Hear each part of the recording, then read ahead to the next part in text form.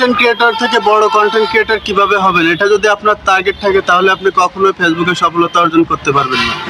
আপনার টার্গেট করতে হবে আপনি কিভাবে ছোট কন্টেন্ট ক্রিয়েটর থেকে একজন সফল কন্টেন্ট ক্রিয়েটর হবেন।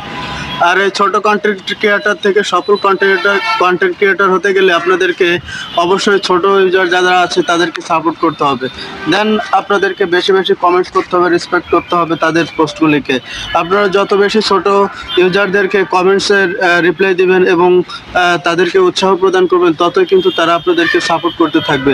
তাই অবশ্যই একটা কথা মনে রাখবেন, আপনি যদি একজন সফল কন্টেন্ট ক্রিয়েটর হতে চান তাহলে অবশ্যই আপনাকে অবশ্যই ছোট কন্টেন্ট ক্রিয়েটরকে রেসপেক্ট করতে হবে, তাকে লাইক কমেন্ট শেয়ার করে পাশে থাকবেন, তাহলে সেও আপনাকে রেসপেক্ট করবে। আপনারা অবশ্যই জানেন যে যাদের দেখবেন যে লক্ষ লক্ষ মিলিয়ন ফলোয়ার্স, হ্যাঁ, তারা শুধু বলে যে এই ভিডিওর নিচে একটা কমেন্টস করে দেন, একটা লাইক করে দেন, সবাইকে সাপোর্ট করব, বাট তারা কিন্তু কাউকে সাপোর্ট করে না।